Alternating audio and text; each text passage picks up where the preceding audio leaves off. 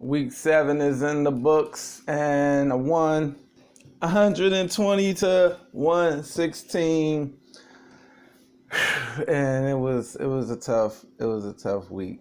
I went into the Monday night game losing by about 12 points, but I got the New England defense that was playing, and it was great. They came through for me, and I was so happy. I don't never remember being this happy about a win in a long time, man, because it was a needed win. I had the Patriot defense with a 12-point deficit, and the other guy had James White.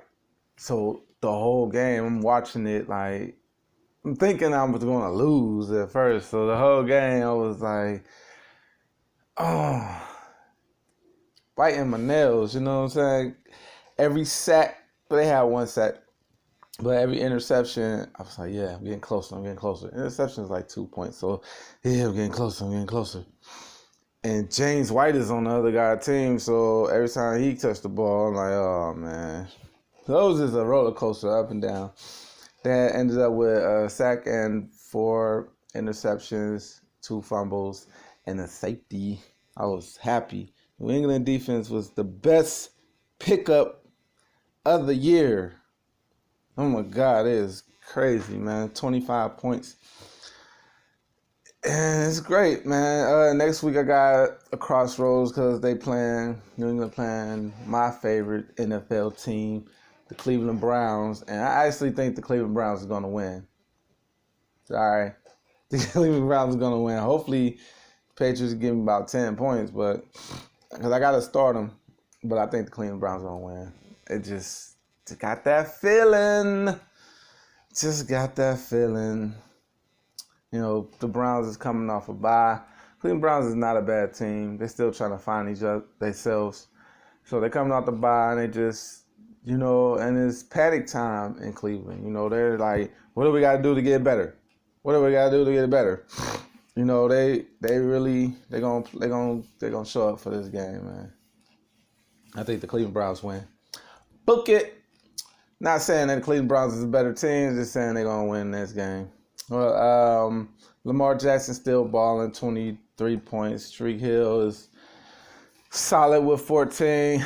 Kind of concerned because Patrick Mahomes got hurt. Not sure how he's going to hurt or affect Tyreek Hill, but, you know, I got to play him. Courtland Sutton is a baller, 11 points. And Emmanuel Sanders just got traded, so might open up more stuff for Courtland Sutton. Courtland Sutton is good because he's a big guy. He's got a lot of energy, man. He's the number 1 target. Joe Flacco really ain't that good. Dude just keep getting sacked over and over again. But should get him in good game script, having to pass, a lot of garbage time. Marlon Mack is... I talked about Marlon Mack before, man. I don't really like Marlon Mack as a fantasy player. This dude gave me 7 points. He just doesn't look like a good running back. He don't be in the secondary running free. I don't see him doing that. He ain't get no touchdowns, so they got a good offense though. Their offense is gonna be in a lot of scoring positions. So I don't know, man. I'm not even feeling Marlon Mack, but I don't even gotta put him in the lineup, but that name just make you want to put him in the lineup. Marlon Mack, boom, he's gonna be there. But it's the same thing he did last year, man. He was a couple games he'll have 20+ points. Then when you really need him, like in the championship game last year, I think he gave me like maybe 10. I just expect more from Marlon Mack. David Montgomery. Before the day, I was like, I'm going to drop this dude, man. Yeah, I know. David Montgomery is a key piece to my strategy that I was doing. I was like, I'm going to drop David Montgomery. He sucks. It's only a 10-team league, 5 bench spots. So it's hard to keep somebody like David Montgomery. And I was watching this podcast, the Sigmund Bloom, and I think it's called Football Guys, whatever. He was like, hold on a bit, Montgomery. He about to bounce back. And maybe in a 12-team league, I'll do that. But this 10-team league, I think he's going to get dropped. Because he's got 2 carries. And the second carry that he got, he fumbled. He got some garbage time dump offs at the end of the game. It's just not him. They're not giving him the ball enough. Their offense is terrible with Mitchell Trubisky. And they got Tariq Cohen that's getting the passing down. So, man, he about to get dropped. So I'm a big fan. I got him in the 3rd round, structured my team around him, but he going to have to get dropped. He really wasn't looking good in the other weeks when he was getting the ball. He just danced around too much. Travis Kelce is still Travis Kelce, but he's been having a down season. Even though he's having a down season, he's still the 3rd tight end on the year. Austin Hooper got him, though, by a lot. But, you got the 3rd scoring tight end in the league, 10-team league. You got to deal with it. I know Kelce is going to, I'm hoping he's going to ball out during playoff and championship season. So I'm not even worried. And plus the new quarterback they got, he's just looking to Kelce every time. Kelce. Cooper Kupp, don't know what's wrong with Cooper Kupp. Last week he had a bad game, and you're like, people have bad games.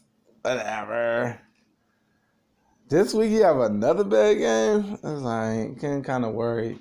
I mean, the Rams won the game. It was an easy matchup against the Atlanta Falcons, and it's just got some struggles in the Rams organization. I don't know. My kicker gave me 10. New England 25. Darius Leonard, my IDP spot, 11. And, I'm glad I won this game because if I didn't, I'd have been depressed because I left Chase Edmonds on the bench for whatever reason. I don't know why. It was just my blunder. I started David Montgomery over Edmonds because I'm thinking David Montgomery coming off a bye, they're going to be back in the lab and they're going to figure some things out. They're going to figure out they need to run the ball. And that's the thing, man. I can't, guess what's going to happen and then develop my lineup that way. I got to see what's actually happening and make moves from there. And what's actually happening is David Montgomery is just stinking up the place and they're not giving them the ball and they don't have a good offense that moves the ball and the defense is kind of slacking too, so they're not giving them the ball in positive field position. So it's just a disaster. It's just a freaking disaster. He's going to get cut. He's going to get cut. So, yeah, I left Chase Edmonds on the bench, but nobody really knew how much volume he was going to get because the reports was David Johnson was okay to play. I still should have played him because Chase Edmonds is good even if David Johnson plays. So that was a blunder by me. I missed out on 34 points. Even though I won, that's important to get them points. I'm the league leader in the league with 950 points. The next guy is like 941 points, something like that.